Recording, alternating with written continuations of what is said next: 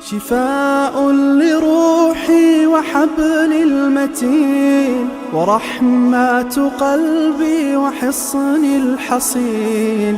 شفاء لروحي وحبل المتين ورحمة قلبي وحصن الحصين.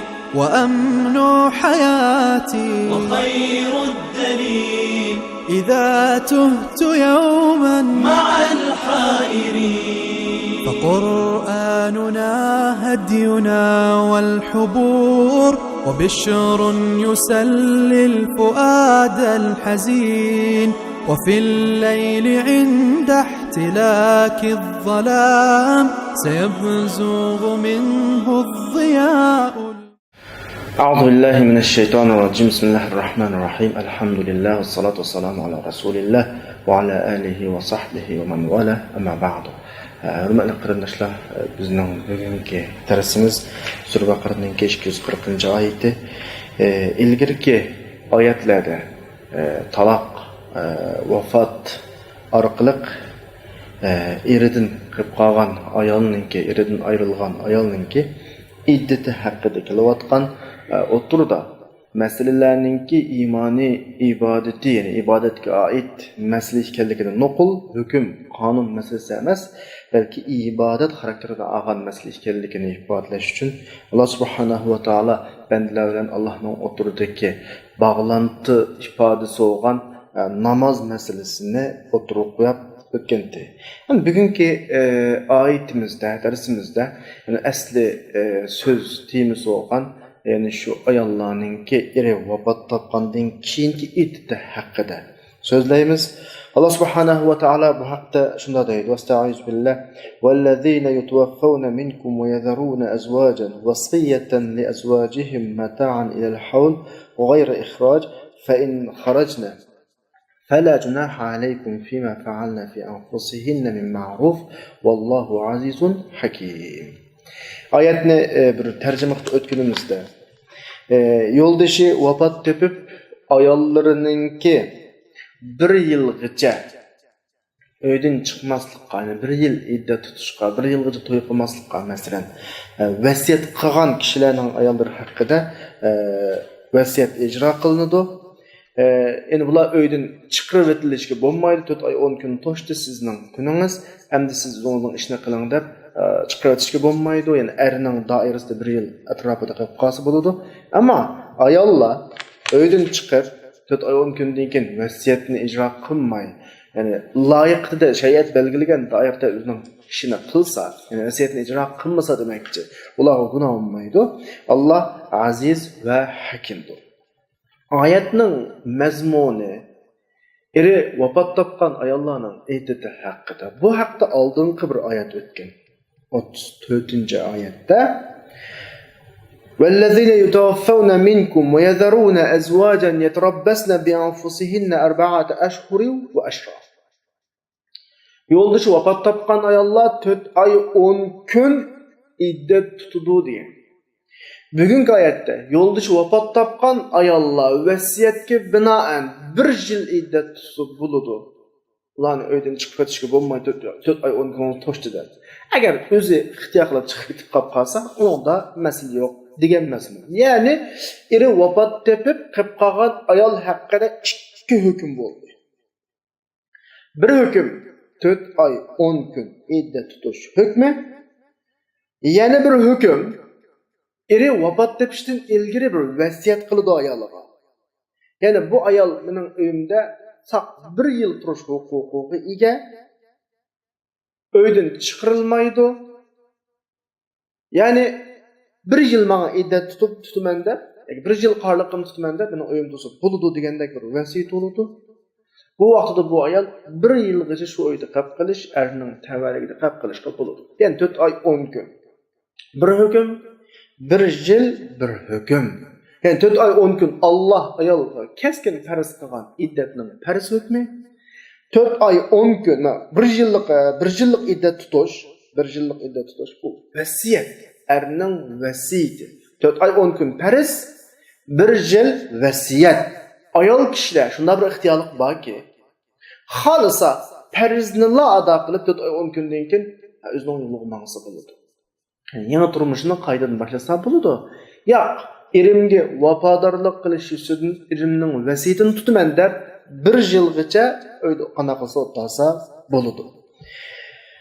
Ya'ni ikki hukm bor bu yerda. Birisi keskin icra qilishga tegishli hukm, farz hukm, o olsun 4 oy 10 kun uyda iddat bilan saqlab turish. Yani bir hukm 1 yil uydan chiqmay, yani o'zini boshqa yangi bir oilaga hozirlamay, o'ziga elchob kelganlarga mo yasinib ularni qabul qilmay 1 yil vaqt o'tkazdi bu vasiyat. Agar mushu vasiyatni tutib qolgan ahvol ostida ayol kishini hech kimninki zo'rlash huquqi bo'lmaydi. Sizning 4 oy 10 kuningiz tugadi, bu oila munosabatingiz tugadi, ma er bilan munosabatingiz tugadi, bo'lmaydi. Ayol kishi bunda ixtiyorlikka ega. Bu oyatda oxirsida fa in kharajna fala junaha alaykum fima fa'alna fi anfusihinna min ma'ruf. Agar ayol kishi 4 oy 10 kun bo'ldi men tutdim. Allohning deganini ijro qildim. Vasiyatni bu hozir tuttusin desa, ixtiyori. Erining vasiyati bo'yicha takror davatay 1 yil bu iddatni davom qilsa, 1 yil bu qorliqni davom qilib bu uyda tutsa, nima bo'ladi?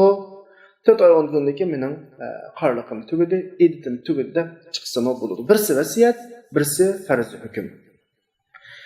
Deb bo'lib, masala mushakiga vaqtda bir oyoqlashdi ya.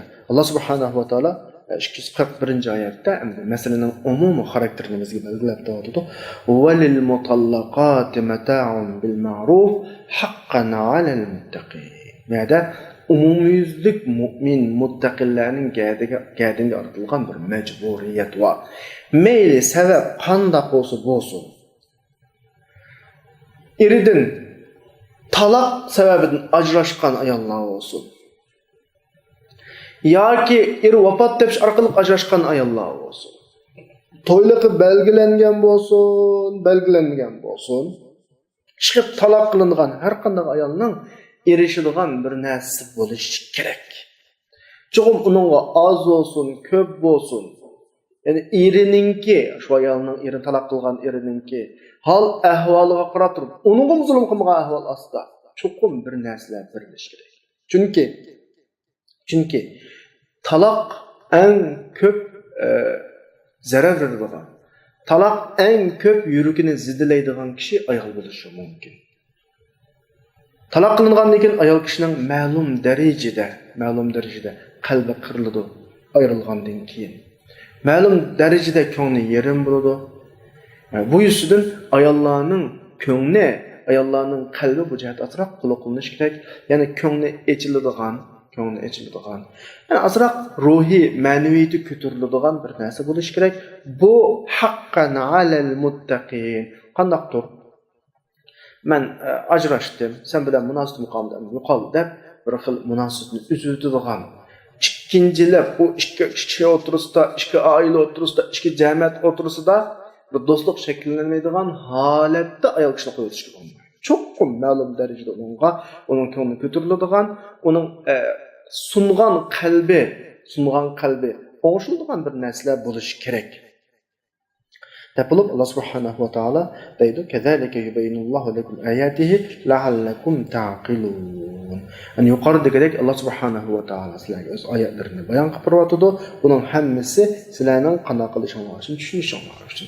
Ya'ni bu yerda bir narsa deydi Allah subhanahu wa ta'ala.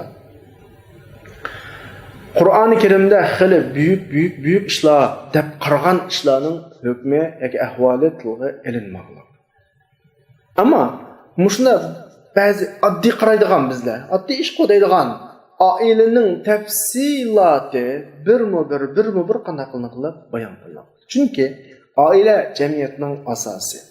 Oila qanday bo'lsa, undan keyingi jamiyat shu oilaga bog'liq bo'ladi. Oila go'zal shaklda davom qilsa, güzel şekilde şekillenirse ondan keyingi jamiyat shu şekilde shakllanadi. Ailenin işçinin tertip urullaştırılışı, ailede üsbitilgen balla nachar bo'lib qolsa, jamiyat shuning natijasida nachar jamiyat bo'ladi. Shunga Allah subhanahu va taolo oilaga munosabatlarni tafsili birlab qanday qilib bayon qiladi. Chunki bu yerda shunday bir ish borki, agar muşu şekilde tatbiqlanmagan vaqtda çoqqum bir mesele yüz berdi bu yerda. Cemiyetde çoqqum bir fasadlar chiqadi. Ya erga zulm qilgan ahvol chiqadi, ya ayolga zulm qilgan ahvol chiqadi, ya bolalarga zulm qilgan ahvol chiqadi. Yüz bergen zulmning çoqqum mutlaqo jamiyatda bir natijasini ko'ramiz, ya'ni yomon natijasini. Allah subhanahu wa ta'ala bu nuqtalarga bizning aqlimizni, kallamizni qanaqa qilyotdi ishorat qilib, sizning masalani qanaqa qilishinglar uchun, tushunishinglar uchun Allah subhanahu wa ta'ala sizlarga oyatlarni bayon qilib qo'ydi. Qarab taqinglar atrofga.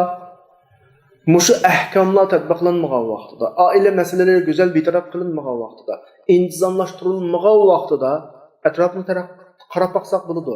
Mayli g'arb taraqqiy qildi deb qaralayotgan g'arb jamiyatiga qaraylik yoki sharq jamiyatiga qaraylik, oila masalasi go'zal shaklda intizomlashtirilmasa, jamiyatda mutlaqo bir yomonlik o'rtaga chiqadi. Bu yomonlik ya 30 yildan keyin, ya 40 yildan keyin, ya 50 yildan keyin u jamiyatning vayron bo'lishini keltirib chiqaradi. Tarix qarab boqinglar.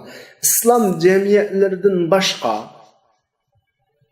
o'zining mustahkam asosini davom qilgan, ya'ni vayron bo'lmagan 100 yildan ortiq, 150 yildan ortiq davomlashgan bir jamiyatni pek ko'p uchratmaysizlar. Chunki bugün normal manganda qiladi bu jamiyat. İslamning bu ta'limotlarini tatbiqlamasi bu masala. Ama bir avlod, ikki avloddan keyin bugün tatbiqlanmagan, intizomlanmagan, tartiblanmagan oilaning yomon natijasi cho'qqum jamiyatda ko'rinadi. Jamiyat cho'qqum qanaqaladi, vayron bo'ladi. Bu aniq masala. Bu yüzden Allah subhanahu wa ta'ala o'zining ahkomlarininki hikmetiga, Allah subhanahu wa ta'ala'nınki sizning rostligiga, manhijining to'g'riligiga bizni qanaqa ishorat qilib qarab baqinglar, o'ylanib baqinglar, aql ishlatib baqinglar, la'allakum ta'qilun. Buning hammasi sizlar uchun, sizlarning jamiyatinglarning intizomi uchun, tartibi uchun deb bizga qanaqa ishorat qildi oxirisida. Endi mesele talaq, nikah, aile, yani ictimai meseleden ötüp hazır. İmani bir meselege öttü 243. ayette. Yani imanın en muhim halkası olan qaza ve kader. Allah'ın takdir kılgan, urullaştırılgan bir urullaştırılışı. Bendinin kuldan kilidığını fakat sebep noktasını kılış, mahiyette özünün pişanesiga bitilgen hiç qanday işten keçip qutulolmaydiganlıqdan ibaret bir imani hukmni bizga 43. ayette, 243. ayette bayan qilib Davatudu Alam tara ilallazina kharaju min diyarihim ve hum uluf hadaral maut. فقال لهم الله موتوا ثم أحياهم إن الله لذو فضل على الناس ولكن أكثر الناس لا يشكرون. أول ما سلقي بالقصة ترجمة بري. Sen Peygamber Aleyhisselam'a qilgan şekildeki hitap her bir mümin bu hitapqa muhatap, yani hitap her bir müminge muqartilgan qaramamsa deydi. Bir ötken zamanda ötken bir kişilerge işaret qilib qaramamsa, diyarlardan ölümden qo'rqib minglab chiqqan kishilarga qaramamsa. Bu yerda bir masala va yuz bergan bir xatolik bor. Allah subhanahu va taolo bularga o'linglar dedi, ondan keyin bularni tirgizdi. Bularga ölüm meselesining qanday masala ekanligini tushuntirib qo'ydi. Qo'rqsangmi, qo'rqmasangmi, ölüm muqim bir masala. Allah buni ko'rsatib qo'ydi bularga. Allah haqiqatan kishilarga fazl marhamat egasidir, lekin kishilarning ko'pinchisi Allohning bergan bu fazl marhamatiga shukr qilmaydi. Hamda ilgirki oyatda Allah subhanahu va taolo musulmon oilaga munosabatlik talaq yoki vafotdan keyingi ayrilishga aloqador masalalarni so'zlab bo'lgandan keyin islom ummatining bir jamiyat rusufti bilan jamiyatda har bir odam ado qilishga tegishli bir vazifasi bo'lganligi uchun kishilar ba'zi yomon oqibatlardan ansab o'zining vazifasini tashlab ketmasligi, vazifasini boshlatmaslik uchun Alloh subhanahu va taolo bir nuqtani bu yerda bizga ifodalayapti. Ya'ni shunda bir qadar varki, shunda bir belgilash varki, hech kim undan qochib qutulmaydi. Qochsa, yani sana belgilangan bir qadarga tushasiz. Yani qadardan qadariga qatsa. Ama İslam ümmeti, yani risalet vazifesini üstüge algan, asman menhicini, asman risaletine ziminga kıyamet gününe kadar tarqıç vazifesini üstüge algan İslam ümmeti bu noktada işiniz gerek.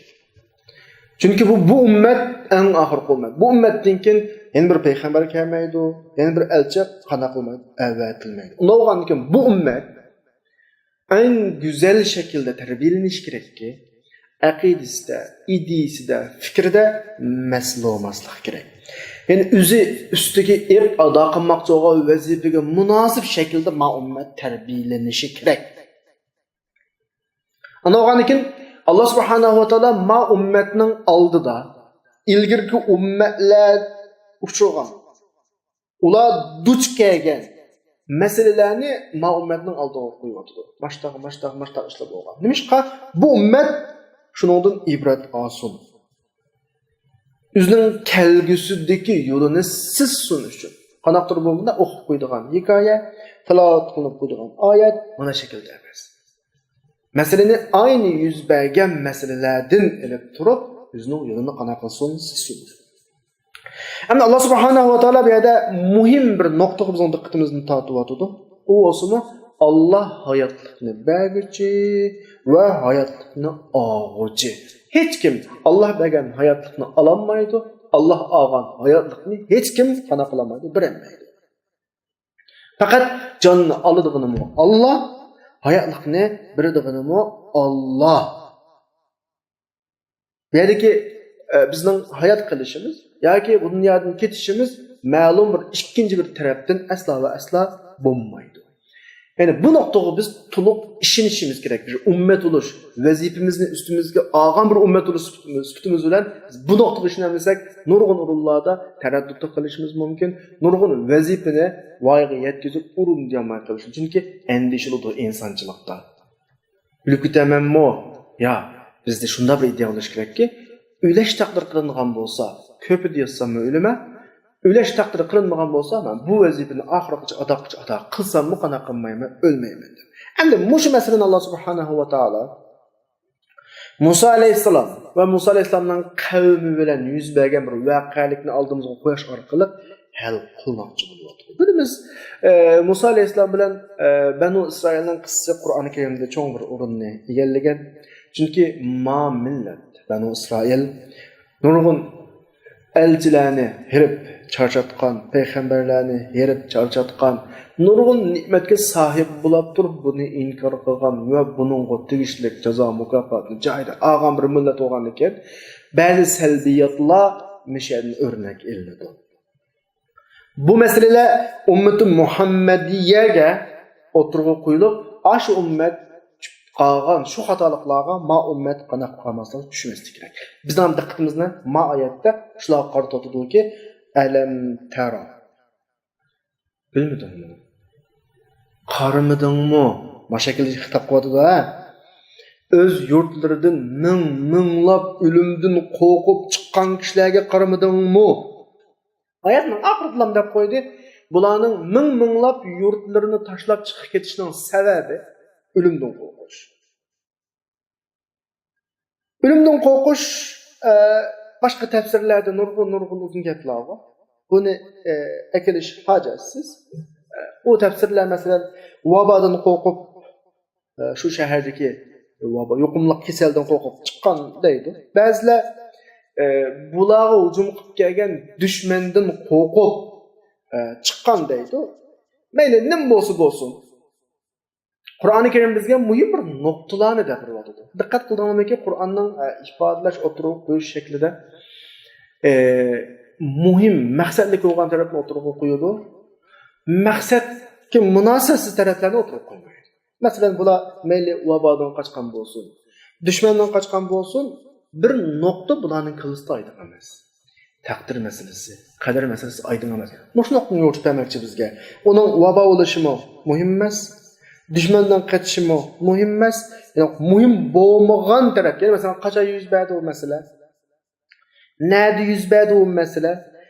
Kimlar vatdi o mesele? Qur'on bu masalalarni qo'yib qo'yadi. Yani Qur'on masalalarda muayyan bir maqsadni o'rtaga chiqmoqchi bo'lsa, maqsadga munosabatsiz taraflarni qo'yib qo'yadi. Yani bu masalada shaxslarning kim bo'lishi muhim emas. Shu shaxslar yo'q bu yerda. Zamonning qachon qaysi tarixda bu yuz berganligi muhim emas. Shu uni qo'yib qo'ydi. Makonning nada yuz berganligi muhim emas. Shu uni qo'yib. Muhim bo'lgani bularning matliga shu ko'z bilan qarab yurtdan qochib chiqqanligi. Yani düşmandan kaçıp, yakvabadan kaçıp, nemadan qassa bir ölümden qo'rqib, ölüp ketimizmi degan bir qo'rqinchdan chiqqanligi. Bu nuqtaga qochqa Qur'oni Karim bizga shu nuqtani qanday qilibdi bayon qilib. Balkim agar o'rinni bayon qilgan bo'lsa, deyishimiz mumkin-di. Sharoit, o'sha yana sharoit manda emasmi? Vaqtni bayon qilgan bo'lsa, uchoq degan manda vaqtni vaqt bo'lgandan keyin shaxslarni bayon qilgan bo'lsa, u odamlar anda bo'lgandan keyin deyishimiz mumkin. Ya'ni bu yerda asosiy maqsad o'rtadan qolib qoladi.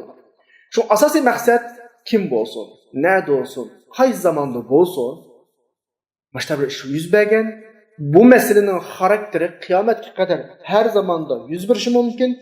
Her zamandaki İslam ümmeti bu nuqtaga zil qarashi kerak degan nuqtani qanday qilmoqchi, ifodalamoqchi. Yani Qur'oni Karimga diqqat qilsangiz, Allah ma'lum bir qissada o'rinni yoki vaqtni yoki shaxslarni mubham, majhul shaklda keltirgan bo'lsa, bu shu demakki, Allah subhanahu wa taolo bu masalani umumlashtirmoqchi. Hech kim kelib bu faloniga xos yoki bu pukuni masalaga xos yoki bu faloni vaqtga xos demaydi vaqtda. Masalan, Ashabul Kahf deb danglab qissadan birisi var Qur'oni Karimda. Nurg'un kishilar Ashabul Kahf qaysi zamondagi kishilar? Kahf qaysi kahf o masalan? O Ashabul Kahfninki ismlari kim? O itining rangi qanday? Ya bu masalani bu şekilde çaşmaslık gerek. Qissani asli ruhiy maqsadidan boshqa yoqqa burib etmaslik kerak. Uni zamonga to'xtatish, makonga to'xtatish, uning ismlarini bayon qilish u aslo va aslo masalaning asosiy tubki maqsadi emas. Ammo Qur'oni Karim ehtiyojga qarab turib, masalalarni ma'lum doirada xoslashtiradigan ahvollar bor. Ehtiyojga qarab turib, muayyan bir shaxsga xos qilgan ahvollar bor. Masalan, Sura Tahrimda Allah subhanahu wa ta'ala daraballahu masalan lillazina kafaru imra'atan Nuh va imra'atan Lut. Lut alayhissalom bilan Nuh alayhissalomning ayolini tilga oldi. Ayolining ismi yo'q. Ayoli faqat ikki payg'ambarning ismi bor.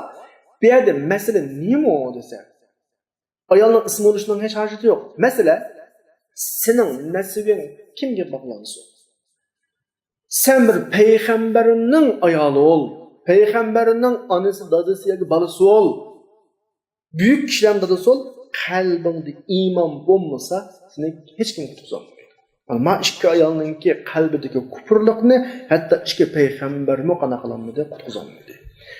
Kufrlikdan bularni ajratolmadi, bularning aqidi davzaq oldi. Shu demakki, aqida har bir odamning ixtiyorligi. Kim buni birovning qalbiga majburiy suqolmaydi, kirgizolmaydi yoki kim birovning qalbidagi aqidani majburiy tortib ololmaydi. Dal buning o'xshash yana bir qissa bor. Yani şu Sura Tahrimning şu oyatining oxirisi 11-oyat. وَضَرَبَ اللَّهُ مَثَلًا لِلَّذِينَ آمَنُوا امْرَأَةَ فِرْعَوْنَ إِذْ قَالَتْ رَبِّ ابْنِ لِي عِندَكَ بَيْتًا فِي الْجَنَّةِ وَنَجِّنِي مِنْ فِرْعَوْنَ وَعَمَلِهِ. Yani şunun oxirisida davomı var. Mesela Firavun'un ayolının meselesine geldi. Bunu da ayol deb ismini tilga olmadi. Ama Firavun'un ismi var. Yani bu şu demek ki Firavun'da kufrning eng beshining ayolimi iman etgan vaqtida buning qalbidagi iymonni utatib ololmaydi. Men ilahman, men Allohman degan u kufrmi ayolini o'ziga qanoat qildiradi. Mesele bu demekçi. Yani ehtiyoj mush darajaga o'tdi, mush darajada shaxslashtirdi. Endi shu oyatning oxiridagi Maryam alayhissalatu vassalamning masalasi kelgan vaqtda Maryam alayhissalomning o'zining ismini tilga oldi va Maryam ibnati Imron allati ahsanat farjaha fa nafakhna fihi min ruhina wa saddaqat. Mujoyatda dadasining ismini tilga oldi. Masala nima desa, bu masala Maryam alayhissalomga xos, dadasiga xos, ikkinchi bir shaxsda qanday qilmaydi, yuz bermaydi. Demak, Qur'onga umuman qarasak, Qur'onda umumlashtirish maqsad qilingan har qanday bir qissada kimlarning ismi tilg'ilinmaydi, vaqt tilg'ilinmaydi, zamon tilg'ilinmaydi, o'rin tilg'ilinmaydi. Masala qiyomatgacha bo'lgan ummatning hammasida biladigan bir masalani hal qilmoqchi, bir krizisni hal qilmoqchi, bir xato uqumdan birini hal qilmoqchi. Shunga ma oyatimizda bu Alloh subhanahu va taolo qanday qilyapti? Kimlarni tilga olmadi? Zaman makonlarni tilga olmadi. Faqat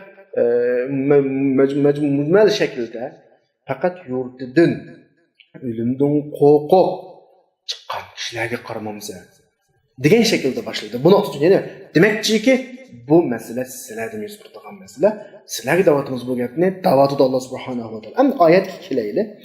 Biz oyatning 5idan boshlaylik. Alam tara ko'rdingmi deganda shakl tarjima qilamiz. Ko'rish odatda normal ko'z bilan bo'ladi. Endi xitob payg'ambar alayhisolamga mu'minlarga bo'lgan ekan, mu'minlar u zamonda yo'q. O zamanda yo'q. Balki anglash yo'li orqali bularga yetib kelgan. Odatda insonning idrokati 5 xil asos bilan shakllanadi. Ya quloq orqali, ko'z orqali, burun, til, qo'l orqali. Bu narsani tutib his qilamiz, purab his qilamiz, tetib his qilamiz, ko'rib his qilamiz, anglab his qilamiz. Bundan boshqasining hammasi mana shu 5 orqali idrokat shakllanadi. Qur'oni Karimda insonning idrokat vositalarini vallohu akhrajakum min butun ummahatikum la ta'lamuna shay'an va ja'ala lakum as-sam'a wal absara wal af'ida la'allakum tashkurun. Sura Nahl'ninki 78 oyatda insonning idrokat vositalaridan shu quloq, ko'z va mushkallikni o'tirib qo'yadi. Endi oyatda qarmamsa degan bir ifoda qo'llandi.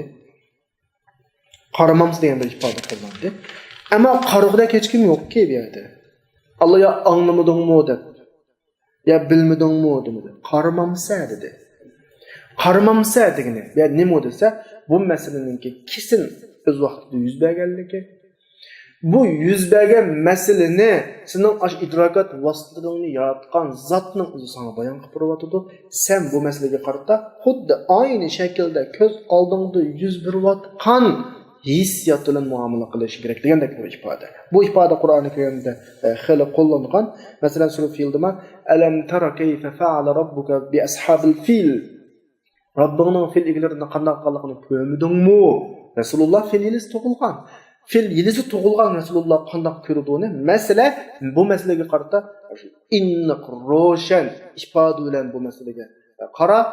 Chunki buni sana gapirayotgani sodiq, masduq bo'lgan zot Alloh subhanahu va taolo, ya'ni sening tuyg'u a'zolaringni, bilish a'zolaringni, idrok vositalarini hamma yaratgan zot masalaga xuddi oldingda yuz berayotgandek qana qilsang bo'ladi, qarashing kerak degandek bir ifodani bildirish uchun alam tara degan bir ifodani qo'llangan. Ya'ni ko'rdingmi degan ifoda. Amaliyotda maqsad bilmedingmi, bunda xabar soni kamidimi? Başta bir ahval yüz bergan degandek bir ma'noni ifodalanadi. Ondan keyin oyatning o'ziga kelaylik. Alloh subhanahu va taolo oyatning oxirida ular yurtlaridan, o'limdan qo'rqib qochgan deb bo'liblar. Gapning negiziga keldi. Alloh ularga o'lim va'da dedi. Alloh ularga o'lim va'da dedi. Ya'ni bular ishonmagan shu qazo va qadar yoki. Asli qazo va qadarga ishonsa, bizning o'ladigan vaqtimiz kelsa, o'limiz. Agar taqdir qilinmagan bo'lsa, ming qaynayotgan jangning ichiga kirilib o'lmaymizga idea bilan bo'lgan bo'lsa, bu to'g'ri qilgan bo'ldi. Lekin bular normal holatdan qochdi bular. Alloh bularga jazo yuzsidan qochgan narsaning o'zidan jazo oldiki, nima dedi? Faqala lahumullohu mutu. Sizlar o'linglar dedi. Chunki hech kim Allohning qazo va qadaridan keçip kutlanmaydı. Şomaş Allah subhanahu wa ta'ala bularni o'zi qochgan narsadan jazolab o'ldirdi. Thumma ahyahum. Andigan Allah bularni qanday qilib tirgizdi. Masalan, nima desa, bularni ibrat elish uchun, ibrat qanday qilish uchun, elish uchun. Qiyomat tirgizdi. Lekin shu yashayotgan zamonning o'zida tirgizishi, mashtab bir voqea o'rtaga chiqarish orqali o'lim Allohning ilkida ekanligi, taqdir qilingan vaqtda hech kimdan qochib qutula olmaydiganligi, taqdir qilinsa butun dunyo birlasimi o'ltirolmaydiganligidan iborat bu ibratni shularga berish, undan keyingi bizlarga qana qilish berish uchun Alloh subhanahu va taolo bularni qana qildi, o'ltirdi, undan keyin turgizdi. O qiyomatgacha saqlab qiyomat turgizishning hech ahamiyati qolmaydi ma dunyoga nisbatan. Çünkü kıyamet oldu mu hemiş tügüde vaqtda ibret almasak mı boludu, biz geç qanday bir qimmat olmaydı o vaqtida. Endi bularning ki şu yurtlardan chiqib ketishning sababini oyatning o'zida hadaral maut o'limdan qo'rqib degan bo'lgancha oyatning oxiridagi masalaga qaragan vaqtda bizga shuni demoqchiki, qo'rqish hech nimaga asqatmaydi. Sen qo'rqma, yuz berdigini birdir, yuz berdigini yuz berdi, yuz bermaydigini yuz bermaydi. Qo'rqib chiqibding, men seni o'ldirdim dedi Alloh subhanahu va taolo. Ular o'limdan qo'rqib chiqdi, Alloh ularni qo'rqqan narsa bilan qana qildi, jazoladi. Andan keyin bularni hasratlantirish, ya'ni o'zining burun qilgan qilmishidan pushmon qilish uchun qayta qana qildi. Turguzdiki, "Thumma ahyakum." Turguzdi ularni Alloh subhanahu va taolo. Bularning qo'rqishi, mayli o'limdan bo'lsin yoki dushmandan bo'lsin, bu asli to'g'ri ish emas. Bu bizga nisbatan eg'ir bir savoq. Shu topda jamiyatimizda har xil qo'rqinchlar bo'ladi. Har kunlarning gap qilishini ansiraymiz. Mayli siyosiy, iqtisodiy, ijtimoiy jihatda bir xil qo'rqinch inson bo'lish sifatimiz bilan shayton bizga aytadi. Manda bo'lib qolsa qanday qilasa? Anda bo'lib qolsa qanday qilasa?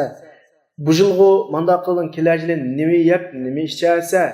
Agar siyosat o'zgarib qolib, andoq munda bo'lib qolsa, sen nada turib, nada qolib qolasa, bizim imonimizni sinaydigan eng muhim halqa. Alloh mush oyatlarda bizning imonimizga bir kuchlantirish, taqviya beryapti. Asli iymon manda bo'lishi kerak. Vazifa ustiga olgan millatning iymoni manda bo'lishi kerak.